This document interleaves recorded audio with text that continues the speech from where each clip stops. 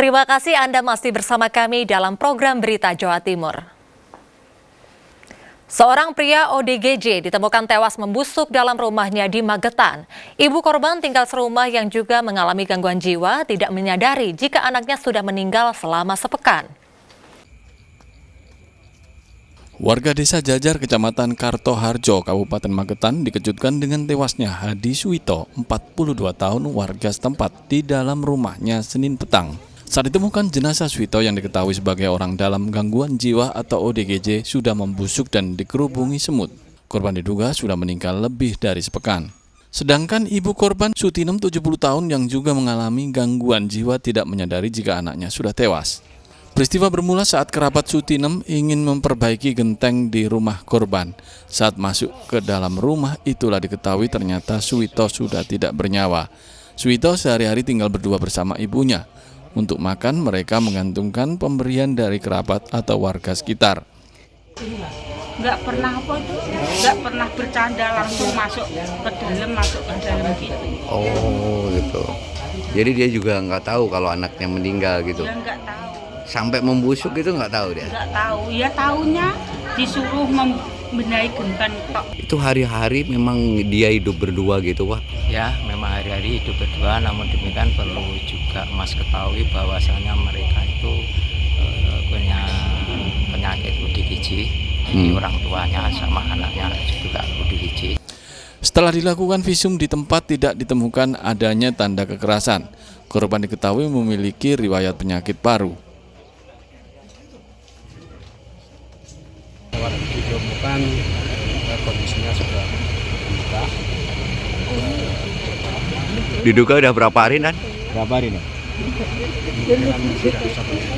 Jenazah Suwito selanjutnya diserahkan ke pihak keluarga untuk dimakamkan. Dirgo Suyono melaporkan dari Magetan. Seorang santri diduga diculik 3 orang tak dikenal di sebuah minimarket di Pasuruan Senin malam. Karena tak kunjung mengetahui keberadaan korban, pihak pondok pesantren melaporkan hilangnya santri pada polisi Selasa pagi dengan bukti rekaman CCTV.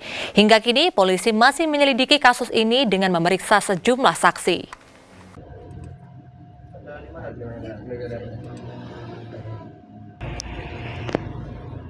Seorang santri pondok pesantren metal di Desa Rejoso, Kecamatan Rejoso, Pasuruan, diculik 3 orang tak dikenal yang juga menyaru sebagai santri. Peristiwa yang terjadi Senin malam itu bermula saat korban hendak kembali ke pondok usai berbelanja keperluan atas perintah salah seorang pengasuh pondok. Saat keluar dari pintu minimarket, korban tanpa sadar diikuti beberapa orang tak kenal berpakaian seperti santri. Setelah beberapa langkah meninggalkan halaman minimarket, korban kembali ke minimarket sambil berlari diikuti 3 orang tak kenal. Ketiga pelaku kemudian menyeret korban dan dimasukkan paksa ke dalam mobil jenis minibus warna hitam ke arah barat. Cemas akan terjadi yang tidak diinginkan, pengasuh pondok pesantren metal melapor ke Mapolres Pasuruan Kota. Korban bernama Muhammad Sulaiman, usia 18 tahun, warga Desa Rejosolor, Kecamatan Rejoso, Pasuruan.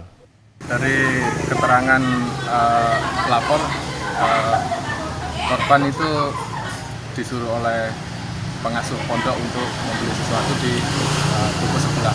Dan kemudian dari CCTV bisa kita lihat 3 orang membawa korban ke mobil, dan saat ini Polres Pasuruan Kota telah melakukan penyelidikan dari keterangan saksi dan pelapor tersebut. Pihak pondok pesantren melaporkan hilangnya santri pada polisi Selasa pagi dengan bukti rekaman CCTV. Hingga kini polisi masih menyelidiki kasus ini dengan memeriksa sejumlah saksi. Dan Dandi Gafur melaporkan dari Pasuruan. Meski sudah banyak ditangkap, aksi preman jalanan masih saja terjadi. Video seorang pria memalak sopir box ekspedisi di jalur Pantura, Kabupaten Tuban viral. Berbekal unggahan video tersebut, polisi langsung meringkus pelaku yang beraksi seorang diri.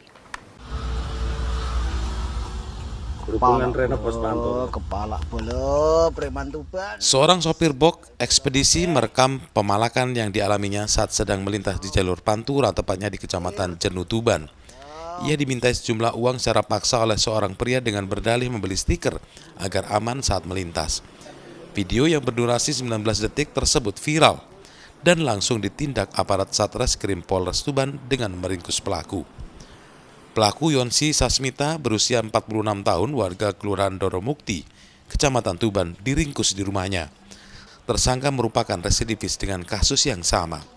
Modusnya pelaku mengaku dari organisasi masyarakat meminta uang sebesar Rp300.000 untuk jasa pengamanan. Sebagai bukti perlindungan, sopir diberi stiker untuk ditempel di kaca depan truknya.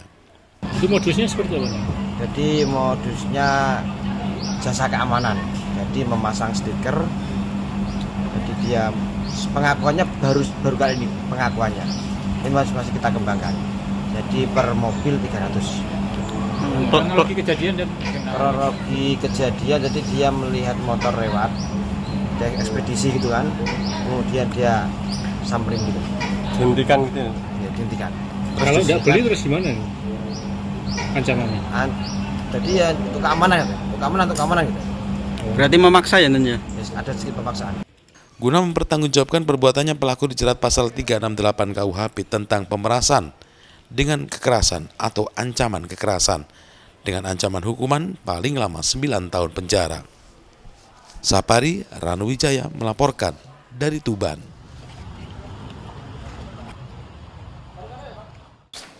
Akibat percikan api knalpot, kapal motor di Sumeneb terbakar. Informasi selengkapnya usai jeda pariwara berikut ini. Tetaplah bersama kami.